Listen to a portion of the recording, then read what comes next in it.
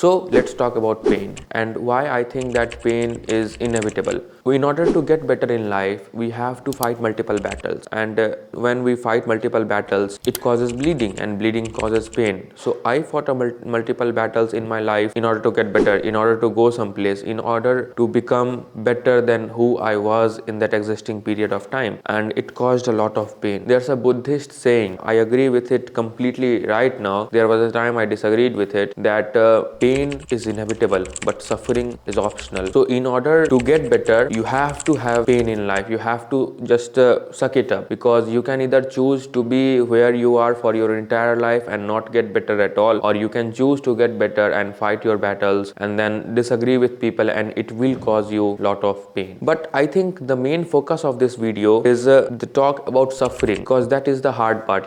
Pain is something that you cannot control, but suffering is something you definitely can control, and that is very easy saying than done. So how to get rid of suffering? I mean, this video is all about that only, and the simple answer is I really don't know, because I try to find answers of that questions for my entire life, and even today I sometimes suffer a lot without reasons very much that are under my control. So why the hell you want to watch this video? Because here I am going to talk about the ways that I personally used my life to at least minimize the suffering. So let's dive in. I personally start with acceptance, the attitude of it is what it is. And when I do that, usually there's a process by which I do that. I sit, I take long breaths, and usually there's whole shit ton of work going on or something really bad happen, and then I just think about myself and think how I can articulate this problem well, and then I articulate the whole problem. Usually I make up my mind that what is the existing situation, and then I try to minimize the losses and maximize the gains.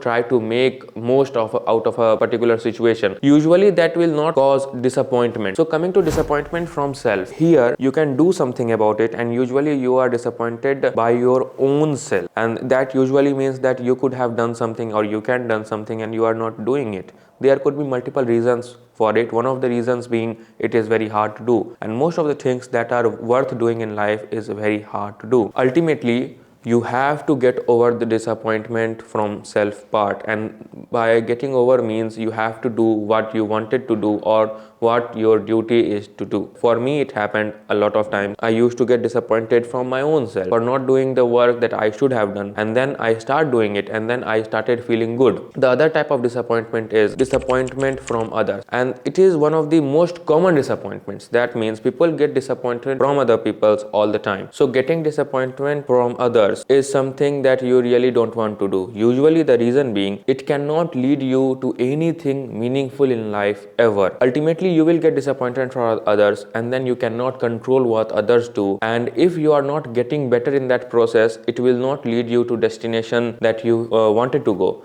And ultimately getting disappointed to others should not mean that they criticize you and then you get disappointed with them. No, that is not the meaning of this sentence. What I am trying to do is they hadn't done something to you or for you, and then you get disappointed. Usually when you fall in love with some person and she doesn't love you, then people get disappointed. In teenagers or in adulthood, it happens a lot. So my advice to them is love is a very particular topic, and it's very tough, and the situation is very tough at that moment. But what I try to say is ultimately you got no choice. Ultimately either you can suffer for your entire life and get where you are, and then you will move on or regret wasting your entire life, or you can move on the very first few days that there will be immense lot of pain, and that is completely understandable. If someone had rejected you, or someone you loved didn't love you like you wanted her to love or him to love you, but ultimately you got no choice but to move on, either with the guilt of wasting lot of time, or save all that time and then focus on something else. So I would like to share a very personal story. There's a friend of mine, she's a very nice girl, and she used to get disappointed in her life with other people's statements to her.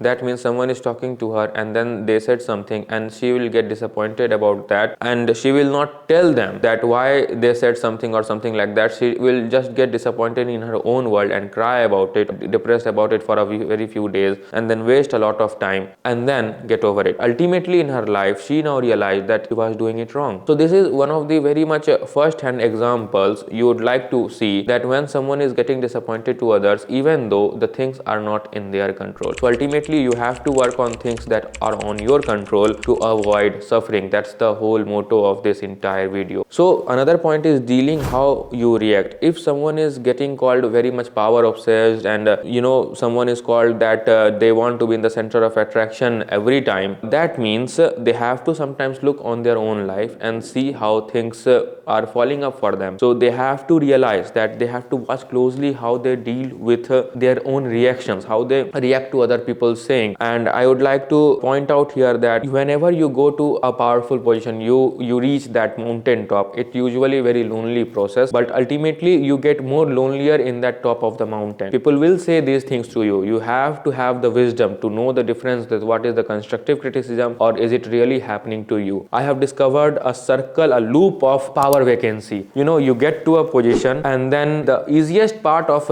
getting powerful is to get to a powerful position. Believe me, I have experienced it very much firsthand. And then people know your flaws. Now your flaws get disclosed because ultimately they are all watching you like a hawk. And then someone else come unstable you, make you unstable, make you inferior, and do a coup, and then recreate a position vacancy and go to that position. So that is the third line of the circle. And then their flaws get discovered, and then someone else come, and maybe even you come, and then overcome your own flaws and expose their flaws, and then you take the seat. So ultimately there's a taking over and withdrawing of seat going on again and again and again. But what I'm trying to say is, when you get kicked out from power, if you get too much attached from power, and all the religious books almost say these things also. In Bible, I think it's written that the obsession of money leads to misery, or in Bhagavad Gita it's very much written you get attached to materialistic things. I am not quoting exactly the statements, but if you get attached to the materialistic thing, it will lead you to misery. So ultimately you have to get detached. You don't have to attach your very much personal biases and opinions to that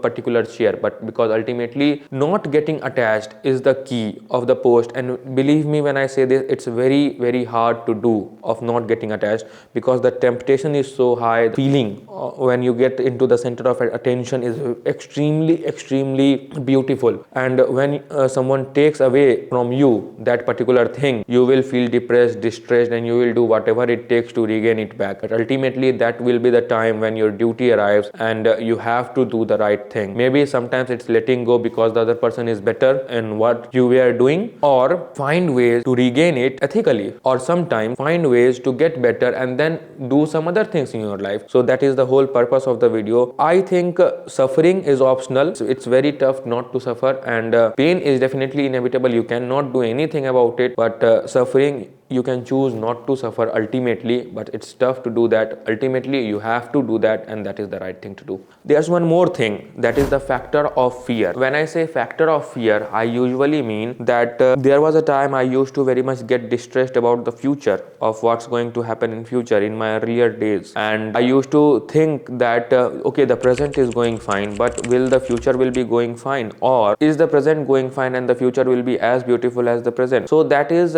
not a way of thinking you should ever have in life. I ultimately got over it. Ultimately you cannot ruin your particular present because of your future. You can just enjoy the work you are doing right now. You can do whatever you do best to the best possible rate you could do, but ultimately you have to accept that the future is uncertain. The factor of uncertainty should not distress you. Maybe it should concern you. I get concerned all the time, but when it comes to getting distressed, you should really think not to get distressed, and you should really think that this is something you cannot control. I hope you liked the video, and if you liked the video, do subscribe our channel and throw the questions in the comments. I'll answer them all. Thank you for watching this video and being to the end.